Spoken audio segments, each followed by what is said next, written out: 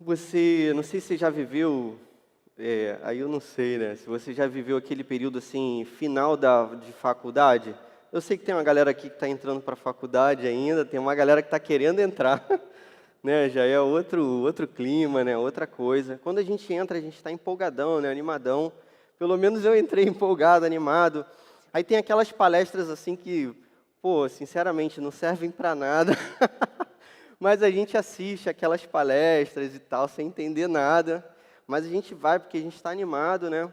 Mas vai chegando no final da faculdade assim, e você, pelo menos aconteceu comigo, eu fui ficando bem desanimado no final da faculdade. Então, eu fazia um caminho, né, um percurso, eu vinha de São Gonçalo, né, até hoje, e aí eu ia para o terminal de Niterói, e eu estudava no Graguatá, né, aquele lugar lindo e maravilhoso. Realmente é bonito mesmo o Graguatá ali, o campus da UF. É bem maneiro mesmo, tive esse privilégio. E aí, poxa, apesar de ser um lugar bonito e bem legal, assim, o meu bloco era um bloco limpo, e eu dava graças a Deus por isso, né? Nem sempre se estuda num lugar limpo. Os banheiros eram limpos também. Quase não tinha meninos, né? Onde eu estudei, eu fiz letras, então a maioria meninas.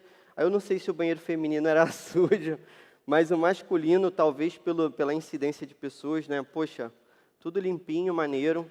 Mas foi chegando no final da faculdade, cara, eu já não estava aguentando mais aquele negócio ali. Pô, era tudo insuportável, era tudo ruim demais.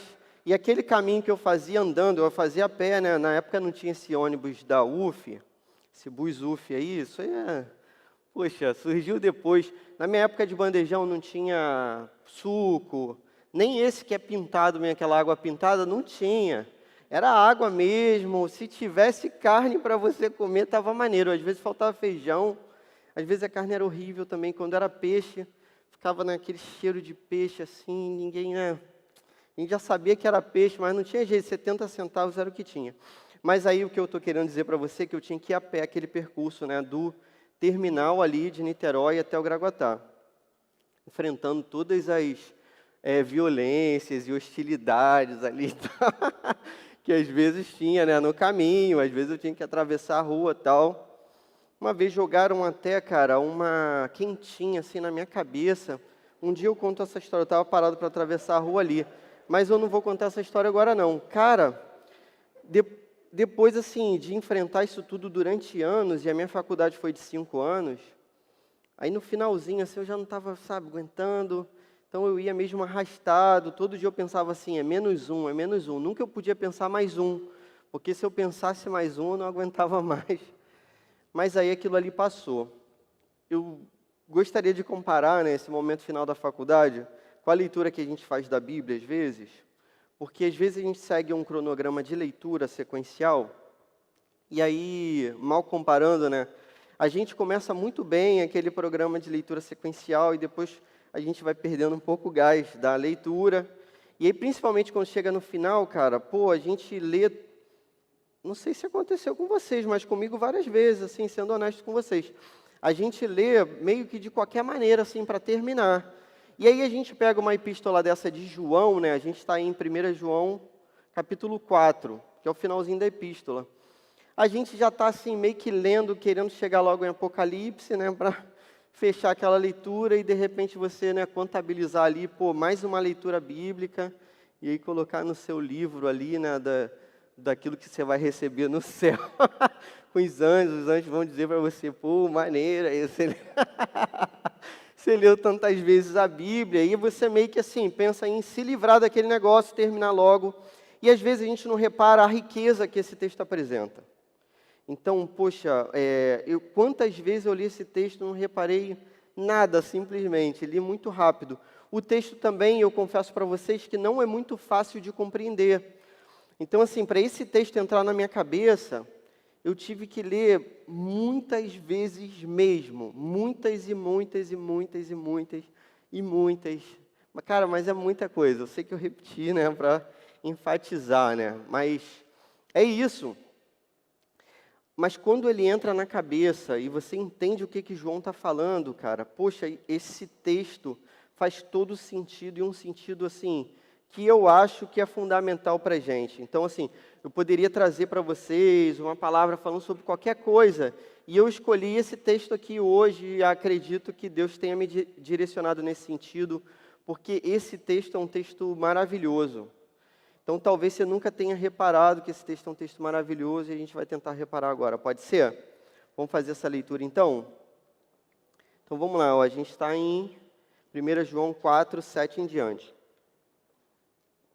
Amados, amemos uns aos outros, pois o amor procede de Deus. Aquele que ama é nascido de Deus e conhece a Deus. Quem não ama, não conhece a Deus, porque Deus é amor. Foi assim que Deus manifestou seu amor entre nós. Enviou seu Filho unigênito ao mundo, para que pudéssemos viver por meio dele. Nisto consiste o amor, não em que nós tenhamos amado a Deus, mas em que ele nos amou e enviou seu Filho como propiciação pelos nossos pecados. Amados, visto que Deus assim nos amou, nós também devemos amar uns aos outros. Ninguém jamais viu a Deus. Se amarmos uns aos outros, Deus permanece em nós e o seu amor está aperfeiçoado em nós.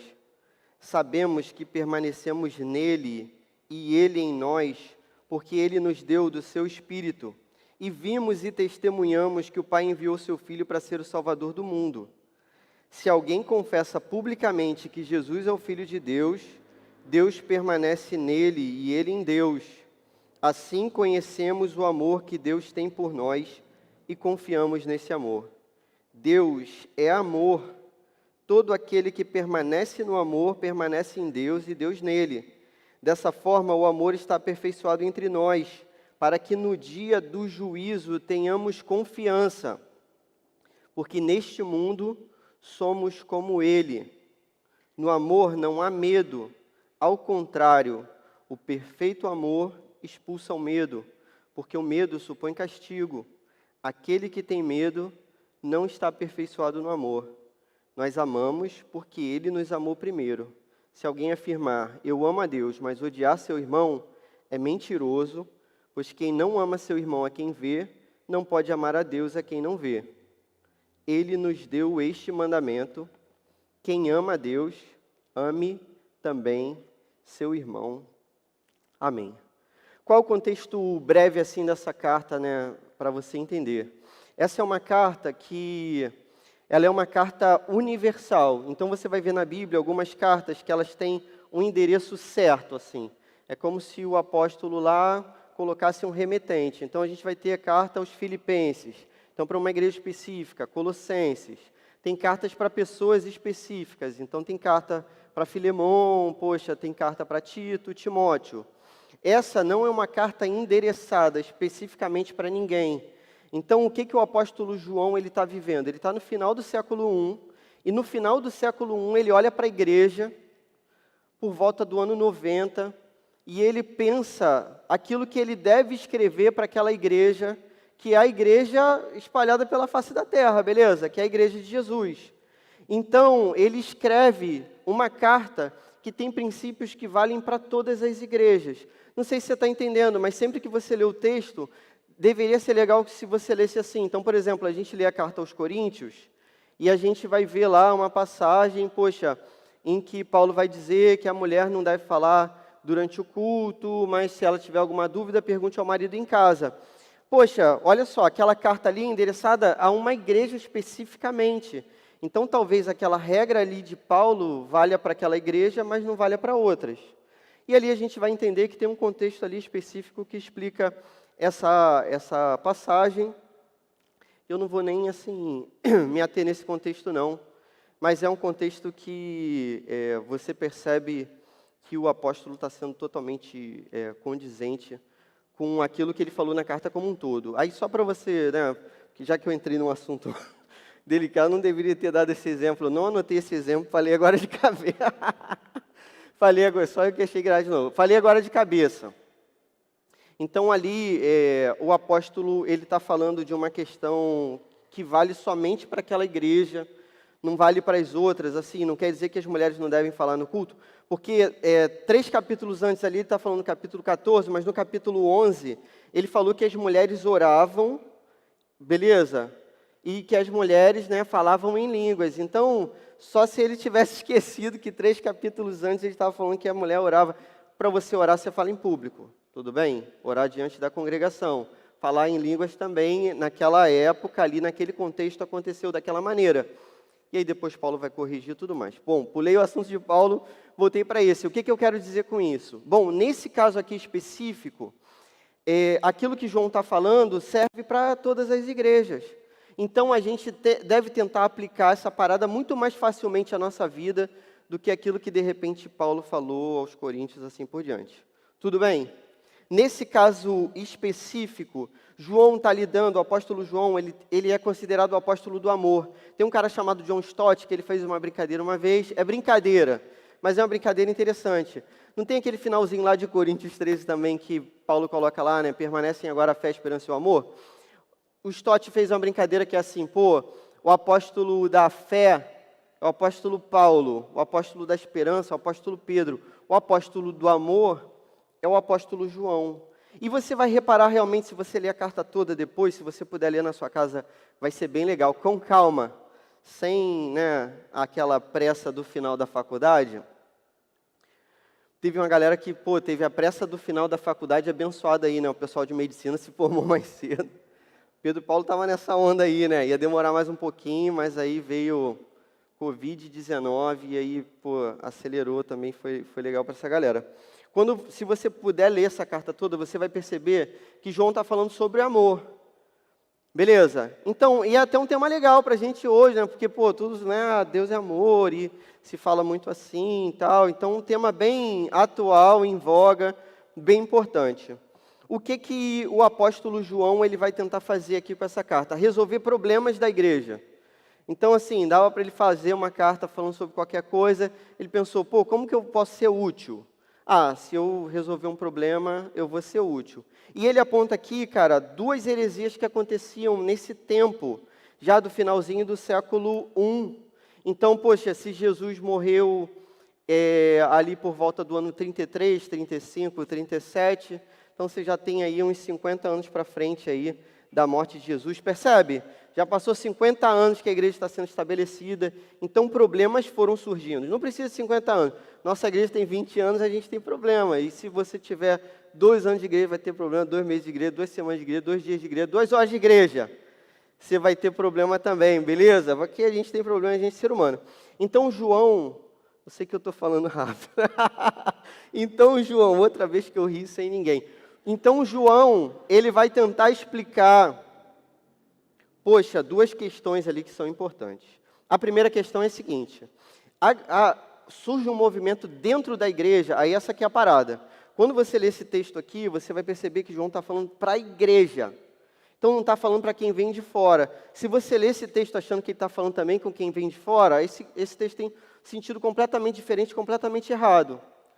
No contexto da igreja dessa época, estava surgindo um movimento, né, embrionário ainda surgindo, que vai ser chamado de gnosticismo.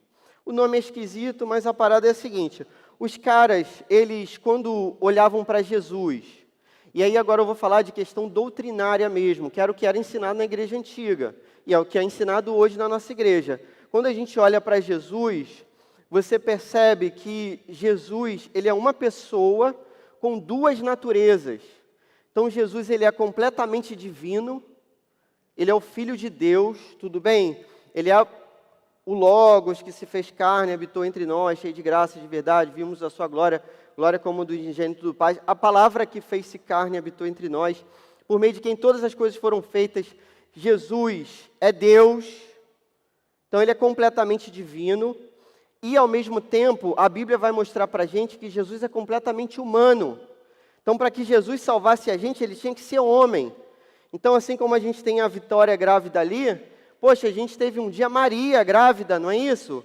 De um menininho, isso sempre me espanta. Depois que eu fui pai, né, como o André, cara, aí tudo ganha novo significado quando a gente lê esses textos assim. Então, Jesus é completamente Deus e completamente homem. A galera desse tempo tinha uma dificuldade. Essa galera, para quem que ele está escrevendo. A dificuldade não era achar que Jesus era completamente Deus, estava tranquilo para eles. Diferente do que a gente vê hoje às vezes, né? Às vezes hoje o problema é o contrário, a pessoa acreditar que Jesus é Deus. Não, Jesus é Deus, está tranquilo. O problema dos caras era perceber que Jesus era completamente homem, foi homem. Então eles acreditavam que Jesus era um tipo de um fantasma.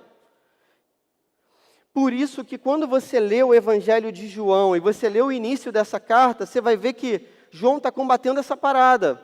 João está dizendo assim, Jesus nunca foi um fantasma, porque a gente viu, você vai ver, o início da carta diz assim, o que era desde o princípio, o que ouvimos, o que vimos com os nossos olhos, ele está sendo completamente redundante, porque ele está querendo dizer assim, cara, eu vivi com Jesus, eu vi com o meu olho, eu sei que ele não era um fantasma.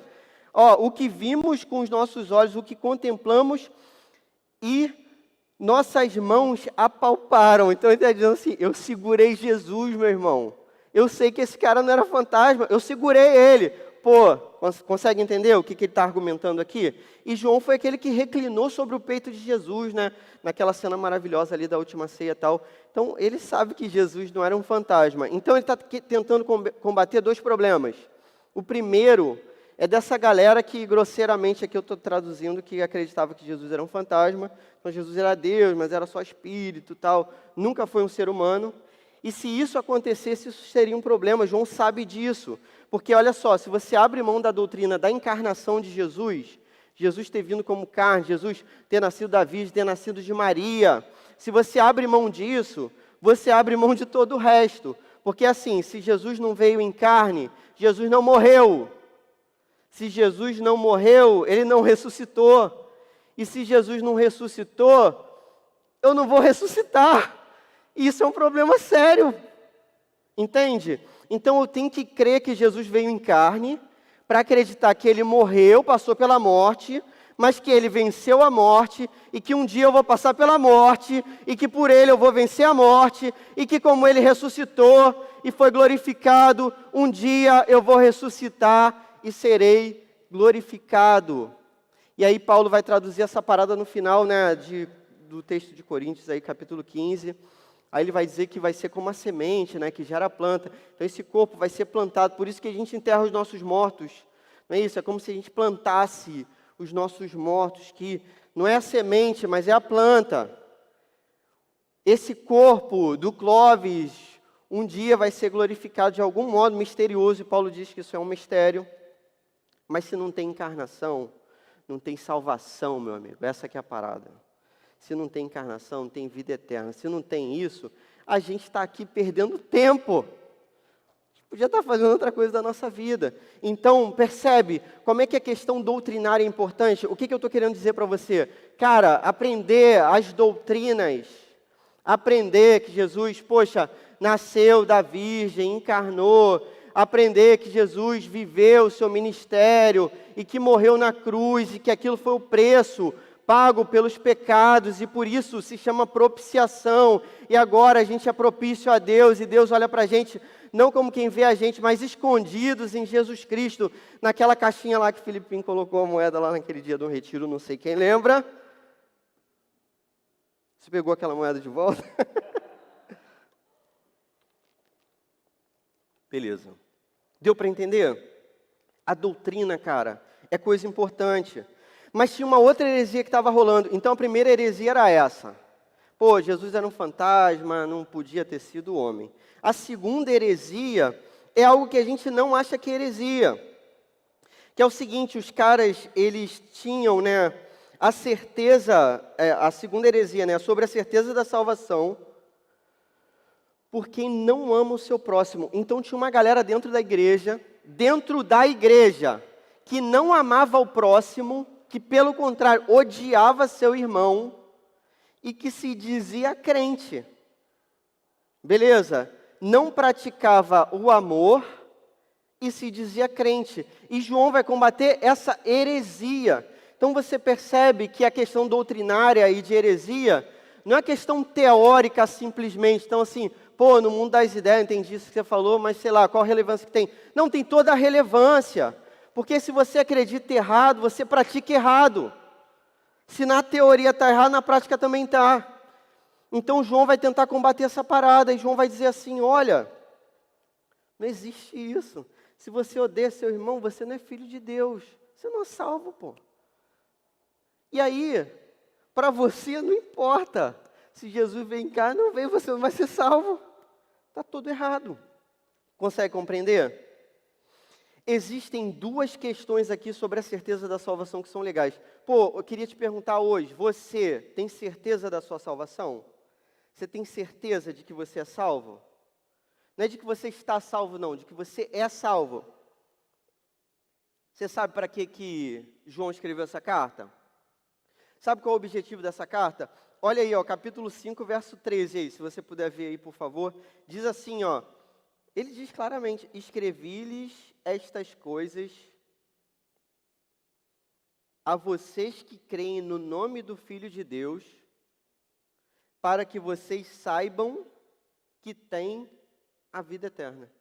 Ele escreveu uma carta para que essa galera tivesse a certeza de que tem a vida eterna. E percebe que ele não diz assim, de que terão a vida eterna?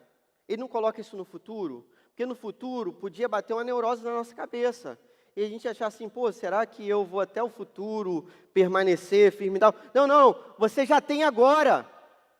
É isso que João está falando e é por isso que ele escreveu essa carta. Sobre as questões, né, da gente saber se tem a vida eterna ou não, existem 4 possibilidades, vou destacar 2. Então, olha só, cara, eu estou tentando te explicar essa parada, presta atenção. Primeiro, é possível que eu seja salvo, mas que eu não tenha certeza. Não é possível? Então, assim, é possível. Por quê? Porque a gente é salvo por Jesus, e porque Jesus veio como homem. Ele, sendo Deus, veio como homem. Porque se ele não viesse como homem, a gente não seria salvo. E se ele não fosse Deus, ele não poderia salvar, porque só Deus pode salvar. Beleza? Então, é possível que eu acredite em Jesus, eu acredite em Jesus, e compreendo a sua obra, e percebo, né, o valor da cruz, e o reconheço como Senhor e confesso, como ele diz aqui várias vezes, e você vai entender que o contexto de confissão aqui não é o contexto nosso de confissão. Então, assim, o nosso contexto de confissão é um contexto tranquilo, totalmente light. Eu digo que eu sou cristão, tem uma galera que não curte, a maioria dos meus amigos não curtiram. Um dia, na escola, tentaram fazer um time de futebol dos crentes e dos não crentes, pô. Você vê o preconceito da galera, dos crentes. Eu não aceitei. Porque o time estava fraco dos crentes, os moleques não jogavam nada. Aí queriam me colocar naquele time daqueles moleques. Eu queria jogar no time dos não crentes, mas eu era crente, eu confessava ser crente. Então, olha só, cara, é possível a gente ser salvo, mas a gente não ter essa certeza formulada. Tem um documento antigo chamado Confissão de Fé de Westminster, 1600 sei lá o quê. Esse documento diz isso, que às vezes a pessoa, ela entende a obra de Jesus, e ela se aproximou de Jesus, e ela foi tocada pelo Espírito, e ela é salva, pô, ela é salva. Só que ela ainda não compreendeu que ela pode descansar em Deus, acreditar que essa salvação vai plenamente ocorrer. E ela, às vezes, fica com medo de perder essa salvação, mas sendo salva. Só que João escreveu essa carta para que a gente não tivesse esse medo. Beleza? Mas existe essa possibilidade. É possível ser salvo e não ter certeza. Mas olha só que possibilidade terrível. É possível a gente não ser salvo e ter certeza da salvação. Pô, isso é um problema para a gente. Beleza? Então, olha só, é possível que a gente tenha certeza da salvação. Estou certo que eu sou salvo, mas eu não sou salvo. João está levantando essa questão aqui para essa igreja. Existem mais 2 possibilidades, né? Que eu não ser salvo e saber que eu não sou salvo. Por mais estranho que isso pareça, existe, é verdade. Né? Pô, tem a música que você não conhece, do AC/DC, né? I wanna highway to hell. Pô, o cara está dizendo que ele está indo para o inferno, na autoestrada do inferno. O cara sabe que ele está indo para o inferno, tranquilo? E ele está tranquilo, ele sabe que não é salvo. E tem, poxa, a melhor das possibilidades, que é você ser salvo e ter a plena convicção da salvação. Porque isso vai te trazer uma paz. E a gente vai ler, por exemplo, quando a gente leu aí no verso 17, diz assim, ó, dessa forma o amor está aperfeiçoado entre nós, para que no dia do juízo tenhamos confiança. porque neste mundo somos como ele. O que João está dizendo assim? Porque, olha só, nesse mundo a gente é como ele, mas se ele não foi como nós, a gente não tem como ser como ele. Entende? Se ele não encarnou, a gente não vai ter confiança no dia do juízo, a gente vai estar condenado no dia do juízo. Perceba que a questão também aqui não se refere à salvação pelas obras. É exatamente a luta de João aqui, é uma luta muito semelhante com a de Tiago. Então, Tiago está falando para um público assim, que acredita que é salvo, só que João está levantando essa possibilidade para a gente, é possível ser salvo. Acreditar que é salvo, mas não ser. Então, João está escrevendo para essa galera que acredita que é salvo, só que não faz nada. Como Tiago escreveu para essa galera que acredita que é salvo e não faz nada. Aí o que Tiago vai dizer assim? Você tem fé? Mostre para mim a sua fé, eu vou te mostrar minhas obras. Quem que está sendo salvo? Aquele que acredita, mas que tem as obras para mostrar. Não pelas obras, mas para as obras, beleza? Então a gente não é salvo pelas obras, as nossas. A gente é salvo pelas obras de Cristo. Mas a gente é salvo não pelas boas obras nossas, mas para as boas obras. É isso que João está tentando esclarecer para esse público aqui também. Mas quando ele diz assim, no amor não há medo, ao contrário, verso 18, o perfeito amor expulsa o medo, porque o medo supõe castigo. O que João está falando? Poxa, se você acha que você vai ser salvo pelas obras, você vai viver com medo a vida toda. E é assim, é assim. Eu já expliquei isso, vou repetir. Todas as religiões vão dizer isso, que você tem que fazer para ser salvo. O cristianismo é diferente, o único diferente. Beleza? Salvo pela fé somente, não precisa fazer nada. Quando a gente acha que tem que fazer alguma coisa para ser salvo, a gente vive com medo. E a gente faz com interesse para ser salvo. A gente não faz por amor. É exatamente isso aqui que João está defendendo nesse texto. Exatamente isso. Beleza? Só que, quando a gente é salvo, pelo Evangelho de Jesus, e quando a gente entende que Jesus fez tudo por nós, o nosso entendimento não nos leva à declaração assim, se Jesus fez tudo no meu lugar, eu não vou fazer mais nada. O nosso entendimento é, se Jesus fez tudo no meu lugar, eu vou fazer tudo por Ele. É sempre assim. É sempre assim. É isso que João está falando. Então João está dizendo assim, poxa, essa galera que acredita em fantasma, essa galera está fora. E a galera que acha que está salva, mas não está fazendo nada, pelo contrário, está odiando seu irmão, essa galera está fora também. Beleza? Porque não acredita de verdade. Não é porque não é salvo pela fé, é porque não tem fé. Porque se tivesse fé, ia viver de maneira diferente. É isso que ele está tentando explicar para a gente. Está dando para entender? João, na verdade, está apresentando aqui para a gente uma parada que é estranha para a gente, que é assim. Quando a gente lê lá o Sermão da Montanha, eu sei que eu estou tentando explicar muita coisa, poxa, eu orei a Deus para que você entendesse. Quando a gente lê o Sermão da Montanha no capítulo 7, Jesus vai falar assim, não julgueis para que vocês não sejam julgados, porque com a medida que vocês julgarem, vocês vão ser julgados.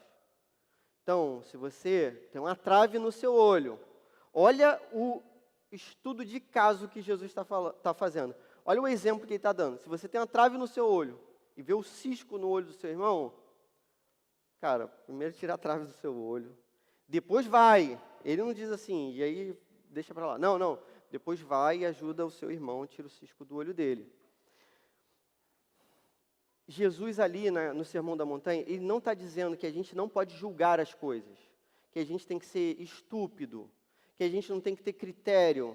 Você consegue entender? Quando eu me converti, logo no iniciozinho, eu vi esses exemplos absurdos assim das coisas acontecendo no meio evangélico brasileiro, de gente que é totalmente pilantra, é gente que rouba e se aproveita da fé dos outros, sabe, aquilo que a gente vê na televisão também e tal. E eu pensava assim, não, mas Jesus falou, porque eu tinha lido, Jesus falou para eu não julgar. Então, sabe, um cara desse bispo, sei lá o quê, não vou julgar esse cara não. No final vai, não, cara, Jesus não está falando isso não. Não é isso que ele está falando, não. Ele está falando do hipócrita. Ele está falando assim, não seja hipócrita. É isso que ele está falando, tradução. Se eu fizesse uma tradução, tradução, não seja hipócrita. Resolveu a parada, é isso que ele está falando. Por outro lado, Jesus vai dizer assim, ó, pelos frutos, você vai conhecer o quê? Árvore. Vocês estão de máscara, não está dando para ouvir nada que vocês estão falando. Cara, quando ele fala pelo fruto você vai conhecer a árvore, ele está falando o quê? Para você fazer o quê? Discernir, ter critério. E o critério é qual? É o fruto. E você vai saber se a árvore é o quê? Boa ou má. Percebe? Então ele está te ensinando a julgar. Só que o que ele está dizendo? O juízo precipitado é proibido. E o do hipócrita, isso aí também não vale para o reino de Deus. Tradução, João está dando para a gente aqui, cara, 2 critérios para a gente saber se a gente é crente e com toda a cautela do Sermão da Montanha, saber se o outro é crente também. Mas com cautela, mas o nosso é sem cautela, beleza? Então, João está dando 2 critérios para a gente. Saber se a gente é crente e se o outro é crente. Mas o outro é com toda hipótese, cautela e tal, sabendo que a gente não sonda o coração das pessoas. Mas tem coisas que são claras, e aí eu sei que, muitos daqueles ali, né, não são crentes. Tudo bem? Quais são os critérios? É a primeira lição aí que a gente vai anotar. Você vai anotar aí, por favor. Olha só, cara, que maneiro. A falta de amor ao próximo é um tipo de heresia. Então, quem não tem amor ao próximo não é crente. Não é crente. Primeiro, eu olho para a minha vida. É o que Jesus falou lá no Sermão da Montanha. Então, primeiro eu olho para mim. Eu amo o meu próximo? Se eu amo o meu próximo, eu sou crente. Senão, não sou. Beleza? João vai ensinar para a gente o que é amor ao próximo. Olha só no capítulo 3 dessa carta, no verso 17, o que ele diz. Porque assim, eu estou dizendo amar o próximo. Aí você pode pensar assim, mas o que é amor ao próximo? Deveria ser a pergunta que você me faria agora.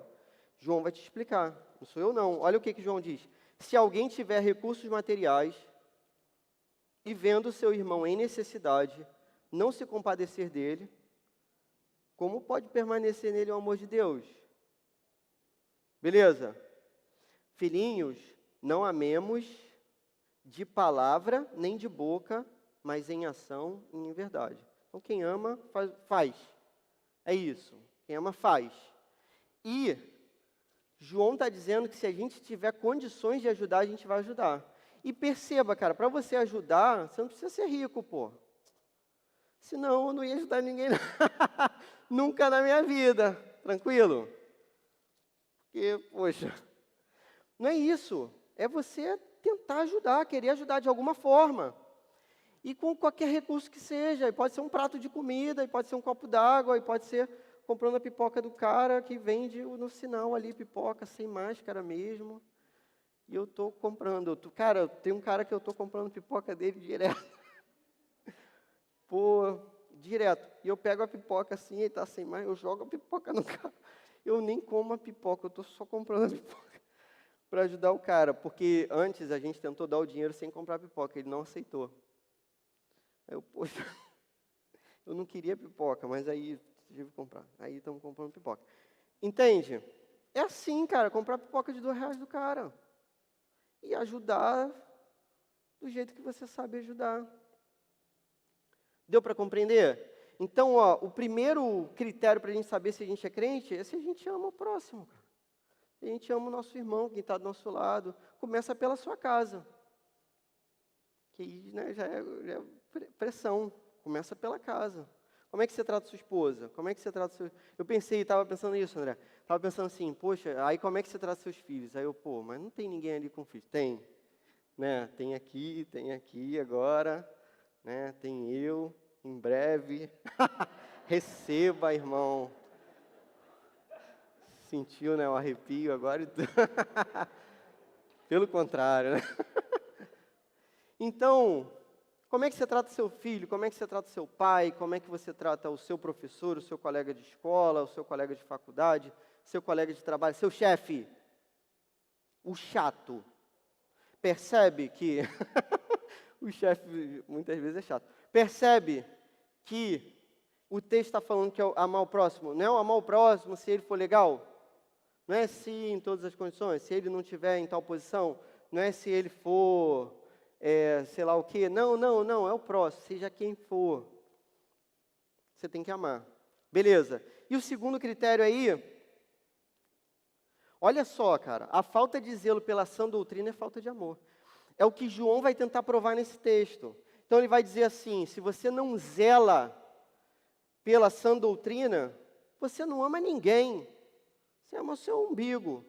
Por quê? Porque se você se preocupa com o outro, você se preocupa com a salvação do outro. E você só pode se preocupar com a salvação do outro, espiritual, se você zelar pela sã doutrina, se você zelar pela palavra, se você puder consolar pela palavra, se você puder dizer a razão da sua fé para o outro, se você puder testemunhar, se você puder fazer com o outro aquilo que você gostaria que fizesse com você, que é a regra de ouro do Evangelho, que é Mateus 7,12, aí, Sermão da Montanha de novo. Beleza? Fazer com o outro aquilo que você gostaria que fizesse com você. Você não gostaria que alguém te instruísse? No Evangelho, você tem que instruir alguém. Beleza? Então você tem que se dedicar. Você tem que querer aprender, você tem que buscar aprender, você tem que ser discipulado. Você tem que ter um discipulado, alguém que te oriente, para você poder orientar alguém. Está conseguindo entender? Você tem que zelar por essa... Porque, cara, tem hora... Aí esse que é o lance, cara. Tem hora que não é uma questão de dinheiro. Tem hora que o dinheiro não resolve nada. Não resolve. Principalmente nas horas que a vida, leva a gente para o vale da sombra da morte. O dinheiro não consola. O que consola é a palavra, cara. O que consola é a palavra de Deus, a sã doutrina, a esperança em Jesus Cristo, a esperança de vida eterna, a esperança de que um dia a gente vai viver na presença dEle, nesse reino que dura para sempre. Não vai ter guerra, não vai ter choro, não vai ter morte. O último adversário vai ser vencido, que vai ser a morte. Vai ter justiça. Vai ter justiça. A palavra promete isso, entende? Deus fará justiça, cara. Isso é bom, isso é bom. Nosso coração clama por justiça. Nosso coração tem fome e sede de justiça. Olha só como é que a palavra consola o nosso coração. Então, para a gente poder viver esse amor, porque a gente acha que a doutrina é teoria. A gente acha assim, mas isso é teoria, não, a prática é outra coisa. Não. A doutrina é prática. Porque é com a doutrina que eu consigo consolar na prática, que eu consigo viver na prática, que eu consigo fazer na prática. É nesse sentido. Deu para entender? Excelente. Como que a gente consegue aplicar essa parada especificamente na nossa vida? Então, assim, né, João deu para a gente 2 critérios. E como que a gente consegue colocar esses 2 critérios em prática? Então, eu sei que a falta de amor é heresia, é contra a doutrina de Deus, é contra a lei de Deus. E eu sei que a falta de zelo pela sã doutrina não é amor. Então, agora como é que eu vivo isso? Aí a primeira aplicação, ame o próximo. Então, a gente vai tentar amar. Cara, mesmo sem dinheiro, a gente vai dedicar nosso tempo. Poxa, a gente dedica as nossas orações. Então, se alguém compartilha com você alguma necessidade, você deve tentar socorrer essa pessoa com os seus recursos. Percebe, cara, no século I, eu sei que a gente repete isso, porque a gente criou um problema, a gente criou esse problema, que é o problema, assim, da gente se declarar crente e não viver isso na prática de modo exato. Mas, assim, parece que a igreja do século I está com esse problema também. Por isso que João está batendo nessa tecla. E eu vou repetir. Então, assim, não é uma questão da gente assim participar de uma obra social, você entende? Porque você pode participar dessa obra social sem amor também. Então, eu já participei de obras sociais, entrei em morro, entrei em favela, entrei em presídio. Mas isso não necessariamente é amor, cara. Porque o amor está ligado também à questão da sã doutrina. Entende? Então, aqui é no âmbito individual. Então, assim, a nossa igreja está fazendo umas paradas maneiras? Tá, isso é maneiro demais. E eu louvo a Deus pela galera que está à frente dessa parada. Mas Deus está me chamando para fazer Clóvis, é isso. Entendeu? Sou eu, no meu cotidiano. Como que eu me relaciono com o meu vizinho? Como que eu me relaciono com os meus pais? Eu tenho cuidado dos meus pais? Você tem honrado os seus pais?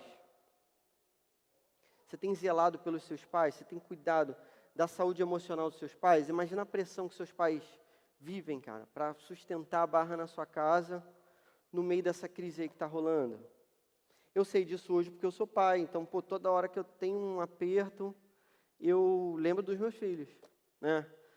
Não sabia que era assim, depois que eu virei pai, vi que era assim. Então, primeiro que eu penso são meus filhos. E agora, com os meus filhos, como que eu faço? Você liga para alguém, você manda mensagem para alguém mostrando que você ama essa pessoa? Faz isso é importante também, é importante declarar. Por mais que você não seja, né, daquela pessoa que ama, que tem um que ama falando, tem que falar. Você tem que falar. A Bíblia manda falar, até declarar que Jesus é Senhor. Você tem que abrir a sua boca e falar. Então você tem que falar para os seus pais que você ama. Você tem que falar também, entende? Porque a gente aprendeu que o amor é prático, mas essa parte teórica é importante também. E você tem que expressar essas paradas, cara.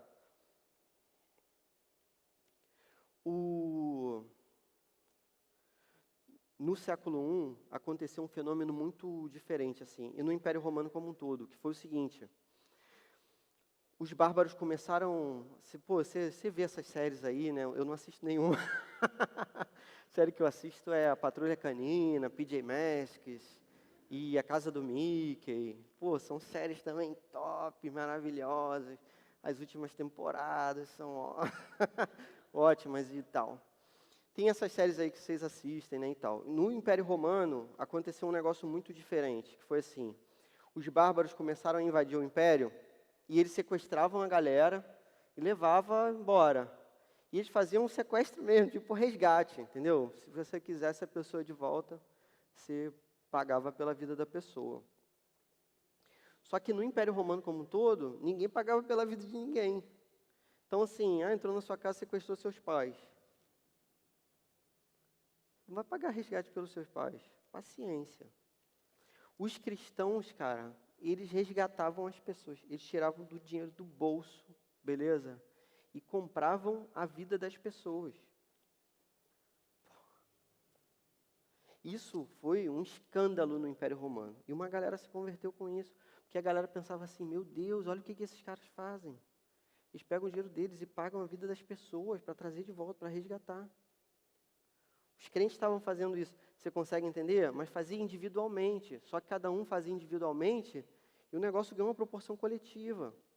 Então a gente tem que fazer no nosso grupinho ali, no nosso ambientezinho ali, nesses 2 metros aí de espaço. Você tem que fazer. Beleza? Coisa simples. Esses dias uma pessoa me deu um livro, cara, um irmão aqui da igreja, uma irmã, uma família, né? Me deu um livro top, o livro que eu sonhava, a pessoa me deu. A pessoa se dispôs a fazer isso, olha que doideira. Você não imagina, quando alguém diz para mim assim: cara, eu estava orando por você hoje, olha o valor que isso tem, entende? Muito mais do que o valor financeiro, assim, mas a questão que você percebe que a pessoa, ela te ama de verdade, porque ela demonstra isso.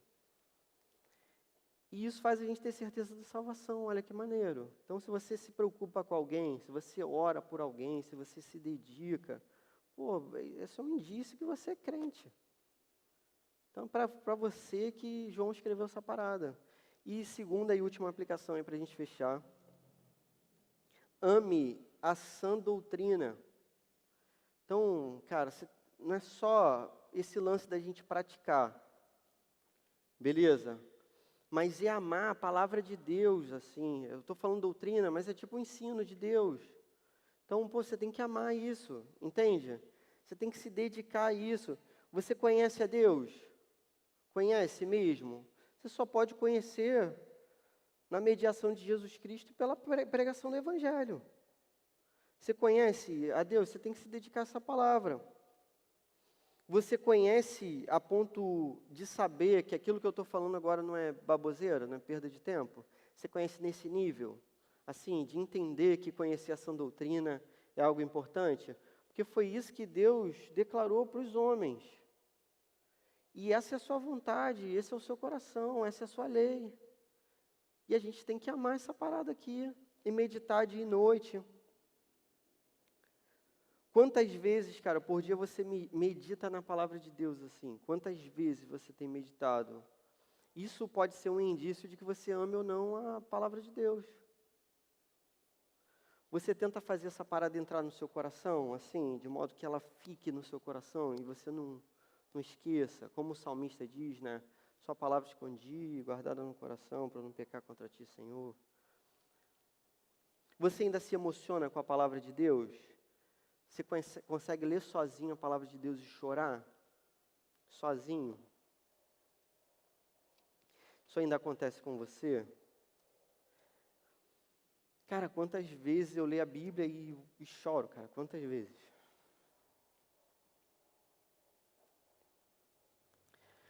Se você medita nessas doutrinas assim, se você olha para uma criança nascendo, né? E você lembra lá de Jesus falando com Nicodemos, né? Aquele que não nascer da água do Espírito não pode ver o reino de Deus. E você medita naquilo que Jesus está falando. Cara, quanta beleza há na palavra de Jesus. Quanto consolo, quanto conforto. Esse amor, né, perfeito que expulsa o medo. Poxa, é tudo tão grande, cara. Tão grande, é tão indescritível, assim, tão maravilhoso e bonito, e mais bonito do que toda beleza, do Pontal do Atalaia, né, de Arraial do Cabo, mais bonito do que isso, cara. Mais bonito do que toda a beleza do mar azul turquesa do Caribe, mais bonito, mais bonito.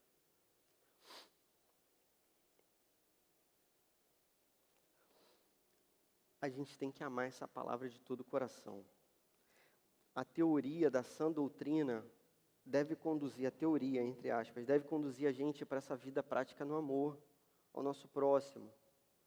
E a gente só consegue fazer isso se a gente equilibrar as duas coisas. Então tem que ter prática, tem que ter palavra, e tem que ter prática, e tem que ter palavra, e tem que ser assim todo dia. Você entende que a sua dedicação às Escrituras é também amor ao próximo? Que Deus vai usar a sua vida para você consolar as pessoas e trazer essa palavra de salvação, ser instrumento de salvação para os outros? Você consegue entender isso? Que a gente consiga viver de acordo com esses critérios aí que João estabeleceu, mas que isso cause desconforto para o nosso coração enquanto a gente estiver acordado, mas enquanto a gente estiver dormindo, que isso cause paz, que a gente consiga deitar e dormir. O Evangelho tem que fazer isso, gerar crise e baixar a voz, fazer silêncio no coração, e gritar no seu ouvido, e fazer silêncio, e sussurrar. É isso que o Evangelho faz na nossa vida o tempo inteiro. Que seja assim na sua vida também. Amém?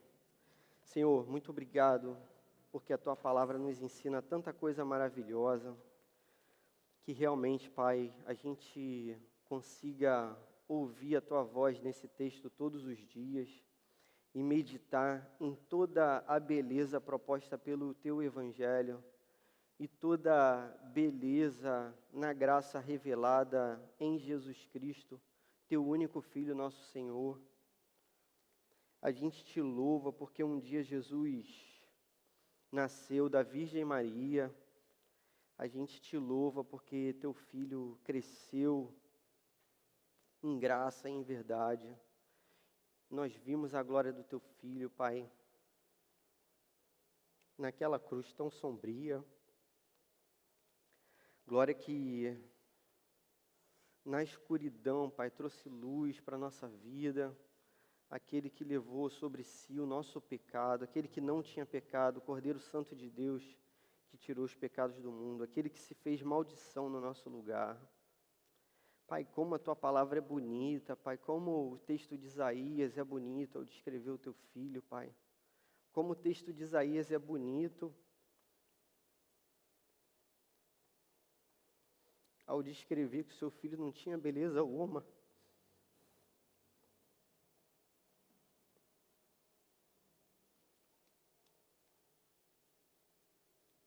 Como o Teu Evangelho é bonito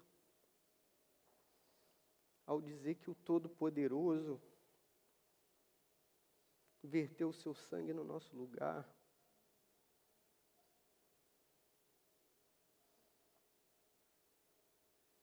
Aquele que seria indestrutível, que com um sopro destruiria toda a terra, rendeu a sua vida sob cravos, chicotadas, cusparadas, humilhações por nós.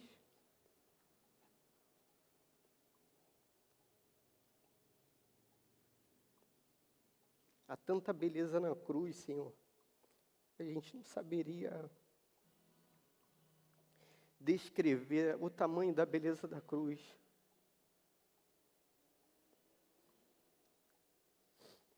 Nós cremos que o Teu Filho venceu a morte e ressuscitou. Nós cremos que um dia nós ressuscitaremos também com Teu Filho e olharemos para Ti face a face, Senhor. Muito obrigado. No nosso coração hoje é a certeza da salvação. Obrigado por isso, Senhor. A gente poderia ter vivido uma vida toda sem essa certeza, mesmo sendo salvos, mas a gente Te louva porque a Tua salvação chegou a nós e a certeza também.